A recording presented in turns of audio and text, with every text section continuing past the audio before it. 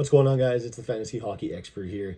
It's been a while since I've been on the channel, about a week or two, and today is draft day / draft night. 90s to the NHL season, meaning you guys are probably either done your drafts or doing your drafts in the next few days, so no better time than to release my full list of true sleepers and breakout candidates for the 25 to 26 NHL season. So if you're new to the channel, I'm the Fantasy Hockey Expert, also known as Eric Wilson. Please like and subscribe. I've done a lot of research. I've been using many hockey guides this offseason, and I'm finally excited to release my full list of sleepers and breakouts for you guys. So, without further ado, I'm going to let you guys know that I have 42 players / goaltenders on this list. And overall, I'm a little surprised that I only have this many guys, but I really had to narrow the list down just to keep it precise. So, let's get into it. I'm going to start off with a lot of young guys on this list before kind of going into a couple of my true sleepers who are just guys with an ADP that is way too low, and even some guys who might be undrafted if you're in a very small league size, we'll say. So, number one on my list. This is going to go from number 1 to 42 in no specific order. So, we'll start off with number 1 in Frank Nazar of the Chicago Blackhawks, a guy who just got paid a lot of money and is not very proven yet. Now, the reason he's the sleeper for the Chicago Blackhawks is because he'll be playing with Conor Bedard, and he also has center eligibility. So you're going to be drafting a guy in a very late spot if you even do draft him. I'd probably wait for him to be available on the waiver wire, but you're looking at a guy who is going to have center and right wing eligibility. He loves to shoot the puck. He's got a great shot, and he isn't afraid to use the body as well. We saw him with Bedard a little bit last year, and he gelled a little with him. Now, you're just looking at a guy who a lot of people don't even know about, and there's going to be emphasis on the back end in Chicago. That being said, I don't think we can really see any defensive value. So, outside of Bedard, Nazar's really the only guy that I would look at, and hence why I wanted to get him off this list quick. Let's go into number 2. We're going to look at a guy who has a brother in the NHL already, a guy who plays with David Pastrnak in Morgan Geekie, and the sleeper I'm talking about is Conor Geekie. Big guy who played for Team Canada in the World Juniors and has shown a lot of sparks of hockey IQ and just good hockey play, where I think he's really going to crack a good spot on this Tampa Bay Lightning roster. And he has left wing and center eligibility. So again, a guy with dual eligibility, a guy who really needs to prove something to John Cooper and the Tampa Bay Lightning. That being said, not a lot of talent when it comes to guys under 25 on this roster. So outside of Gage Gonzalez, you're not looking at too much talent. And Conor Geekie is a guy who's going to get you categories if he does make the lineup and if he can possibly play with a guy like Nikita Kucherov. So, to continue this list, we're going to look at Isaac Howard, also known as Ike Howard. I'm not sure how you say it, but a guy who has made the Edmonton Oilers and played a little bit for them in the preseason. Not very much, but a guy who could play with Connor McDavid. They just signed this guy out of college, Hobey Baker winner. We've seen a lot of guys win the Hobey Baker, like Spencer Fu, who haven't turned out, but there's reason to believe that McDavid's going to need a guy who likes to shoot the puck. He's going to need somebody who's not 30 years old, not a Connor Brown. Zach Hyman's injured right now, so another reason to believe this guy. It's just a guy to keep on your sleeper list. Definitely going to go undrafted at this time, unless you're in like a true dynasty or keeper league possibly. But that being said, just someone to keep your eyes on. Just going to be a left winger or just a right winger, one of the two. Definitely keep your eyes on this guy, though. Let's go on to number 4 in a true sniper, someone you guys should all know, and that's Dylan Guenther of the Utah Hockey Club. Actually, the Utah Mammoth. I'll correct myself there. Dylan Guenther, just a guy who is probably going to score 35 goals. Now, I'm not going to say 40 because it's a little unrealistic without seeing too many seasons out of this guy, but a guy who's going to be locked in playing with either Logan, Kulich, or Clayton Keller at all times. Power play 1, he's the guy that you're going to pass the puck to on the power play. There's no doubt. And that kind of piggybacks me into my 5th overall breakout candidate / sleeper, and that's Mikhail Sergachev of the Utah Mammoth. A guy who's going to be drafted probably around number 20 among all defensemen. Being drafted after guys like Jackson Lacombe, which is absolutely criminal. If you're drafting Jackson Lacombe above Mikhail Sergachev, you need to do your research. Sergachev's a former 61-point guy. We remember he actually took the top spot off of Victor Hedman's power play on Tampa. There was a reason for that. That's going to lead me into number 6 on our list, in Juraj Slafkovsky of the Montreal Canadiens. A guy who has received a lot of hate over the last few years just for not living up to the hype, let's say, or not living up to first overall expectations. That being said, who really has lived up to those first overall expectations? I don't think many people have. So, after you draft Slafkovsky, you might realize you have a lot of talent to place him around. So if you have Caulfield on your team, if you've got Suzuki on your team, maybe even Lane Hudson, you're going to look at guys who are on the first power play. You're going to stack them together, might get 2 power play points just from 1 goal from the Habs. So offensively stacked team, you're going to trust a guy like Slafkovsky a lot more than these young guys like Demidov or possibly like Joshua Waugh. So definitely look at Slafkovsky way before any of these young guys like your Ivan Demidov or your up-and-coming rookies this year in Matthew Schaefer, etc. Next up, we have Will Cuylle of the New York Rangers. Will Cuylle is the definition of a banger in banger leagues. He hits, he shoots. He's going to be in the top 6 on the Rangers with Chris Kreider gone. And he had a really good year, so I think there's a ton of upside there. If you guys don't know who he is, definitely look into his stats because, again, a hitting machine. If you have penalty minutes in your league, that's another bonus for this guy because he's not afraid to get into fights. If you watched the Habs versus the Rangers last year, you would have seen him kind of step up to the task against some big guys in Jalen Struble and Dennis Savard, or David Savard, correct me. And it's going to lead me into a New York Rangers since we're on that topic, in Alexis Lafreniere. So Alexis Lafreniere for the New York Rangers is due for a breakout. There's no other way to put it, but he's finally in a position where he can be the number 1 left winger, right? He's been overshadowed by Chris Kreider the last few years. Kreider came off of a 52-goal year, and Laffy was expected to almost produce as if he was a 50-goal scorer right off the bat, which wasn't going to happen. Now Chris Kreider's out of there, and you're fighting with a guy like Will Cuylle, who could also play the right wing if needed. So there's a bit of less competition because you're looking at 2 different players. You have Cuylle in your power forward, and you have Laffy in your playmaker/sniper. So Laffy, let's not forget he was the first overall pick, just like Slafkovsky, and he's got a really good center around him at all times in Mika Zibanejad/JT Miller. Next up on our list is Moritz Seider of the Detroit Red Wings, a guy who's not really considered a top 5 or top 10 defenseman for a lot of people. I think this is a crazy take to not put him in your top 10 in fantasy hockey, and I just think that he provides steady value that you're not going to see from any defenseman. So Seider can be a guy who puts up 40 points, but he's still going to be a top 10 defenseman in fantasy. That being said, he has the upside to put up 60-plus points if he does play the PP1 role, which he played at a lot of points last year. The only guy who's really going to kind of push for that spot is Simon Edvinsson, but who knows if Edvinsson's ready? Who knows if Edvinsson's going to take on a more defensive role at times? But Seider gets the blocks. Seider gets the hits. I believe Seider was top 3 in blocks last year. And there's not many guys you're going to find who can produce offensively at that rate and just use their body almost every shift. So definitely draft Seider. Don't wait to draft them above kind of your average forwards or average defensemen. Next on our list, we're already at the number 10 mark, and that is Matthew Knies of the Toronto Maple Leafs. A guy who has a very unique fantasy value in terms of his production. He is going to have slumps at times, just like a guy like Austin Matthews had last year. Knies looks to be locked in on that number 1 left wing role, but don't be surprised if a guy like Matias Maccelli takes that role at some point, and you see Knies play with a guy like Nylander or Tavares at some point. That shouldn't be a red flag, but Knies is a guy who's going to get you shots, hits, power play points, and he just goes to the net. He's going to make good things happen. So next up on our list, we have Linus Ullmark of the Ottawa Senators, a guy who won the Vezina Trophy. Can't say that about a lot of goalies currently, and he's on a good team. He's on a playoff team, finally, a playoff caliber team, we should say.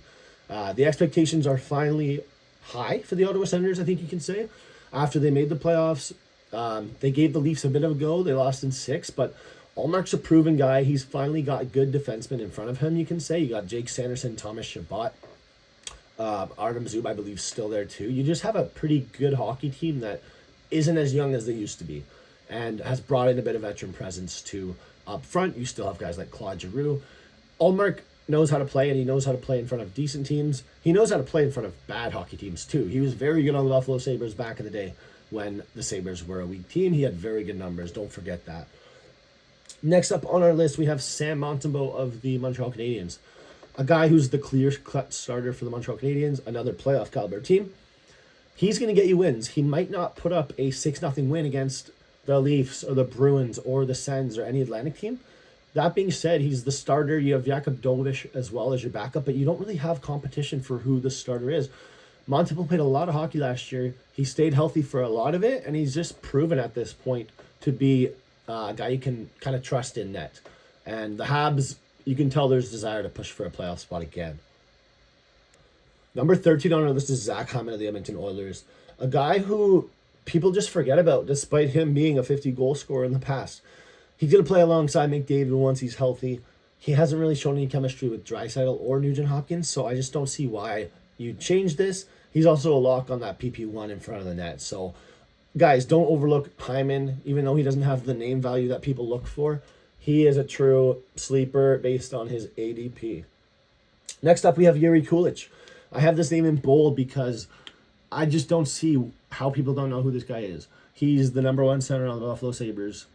Yes, he's better than Josh Norris at the moment, and he's going to be playing with Tage Thompson. So, that being said, I didn't even mention he's the first power play as well. So, a guy who can shoot the puck.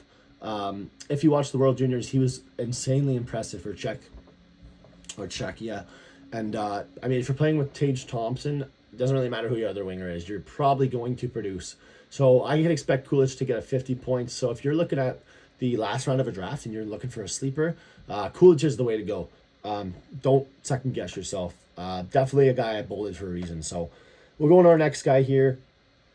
This is actually better news for me, but Jamie Benn was just injured for the Stars, opening up a spot in the top 6/top 9 for Mavrik Bourque on the Dallas Stars. So Mavrik Bourque is a young guy, former first-round pick, who can shoot the puck, has a lot of skill, but needs some veteran presence with him. And he could be playing with a guy like Mikko Rantanen or Rupe Hintz or Jason Robertson or even a few of them. He might even get to see that top power play at times. And he's currently going in the later rounds, the 12th and 13th round right now, which I think is pretty late. Some drafts only have kind of up to 15 or 16 rounds, so you're probably going to be able to take him in those last few rounds of your draft.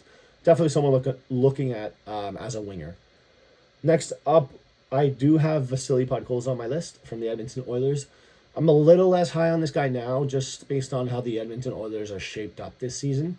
But if you're needing hits at all this season, or penalty minutes, or shots, Podkolzin kind of does it all. He's not going to get you a point every game / every couple games, but there's a chance there. There is a chance, and there's potential for him to play with Leon Draisaitl on that second line. Next up, we have Morgan Geekie of the Boston Bruins. I mentioned him earlier in the video. I just think that if he's playing with David Pastrnak and he scored 30 goals last year, why can't he do it again, right? So if you're looking at a guy who plays first power play, top line minutes, and you just need a stash for maybe a Sunday, you got to add Morgan Geekie. He should be available after your draft, so you're not going to need to draft him. Next up, we have another guy who's bolded. I think he's a bit of a Calder sleeper, Ryan Leonard for the Washington Capitals. I think this team's atrocious. Very not high on the Caps at all. I think this team's probably going to miss the playoffs. If they do make a playoff push, they're going to need some young talent to really bolster them. It's not going to come from Logan Thompson in net. He's not the guy. And it's not really going to come from the back end because you don't have a lot of youth back there. It's going to come from a guy like Ryan Leonard who propels one of those top lines with a guy like Tom Wilson or Ovechkin, who are kind of those grizzled veterans.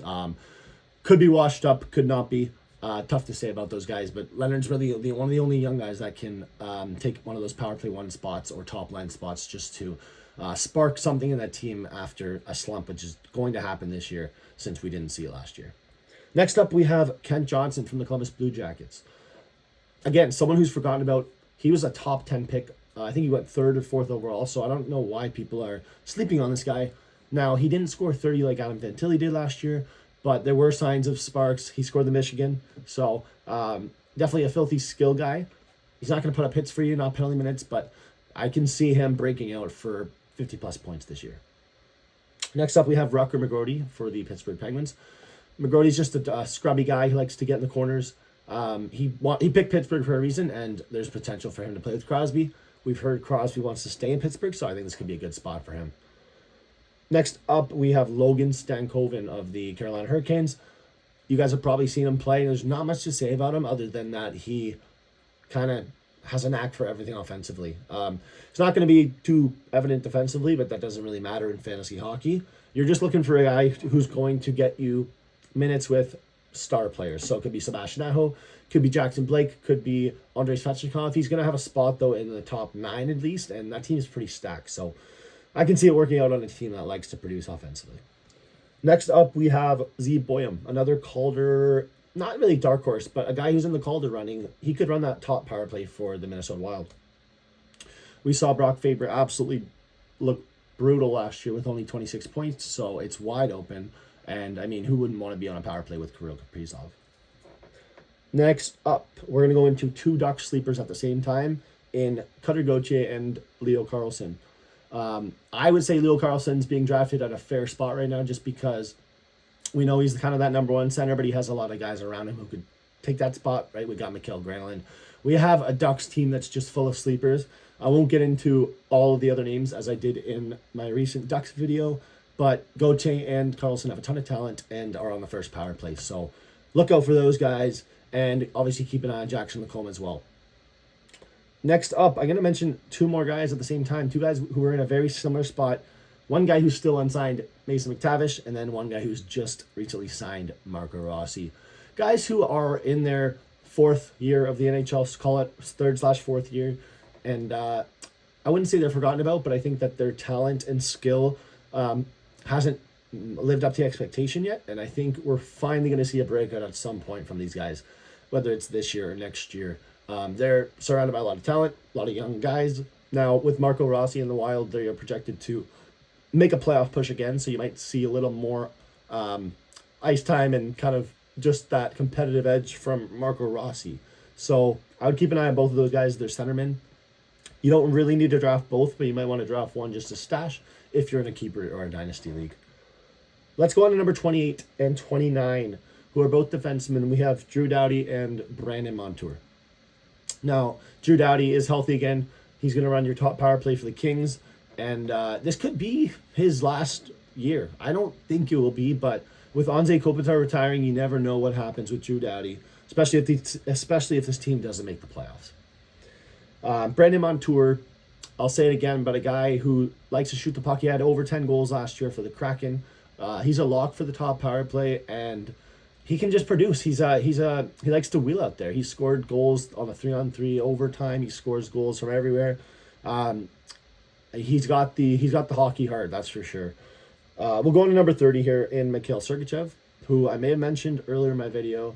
I've posted a TikTok about him, but if you're playing with Dylan Guenther, Logan Cooley, JJ Peterka, and really anyone else, could be Clayton Keller, you're going to be good. And he's scored 61 points before. I just think you can't overlook Mikhail Sergachev. Next up, we have 2 guys from the Nashville Predators, and Jonathan Marchessault and Steven Stamkos. Their ADP is way too low, simply based on the fact that they had a terrible season last year. Now, Stamkos is a lock to score 20 goals. Should score more, might even hit 30, but he's being drafted way too late, and he's try-eligible.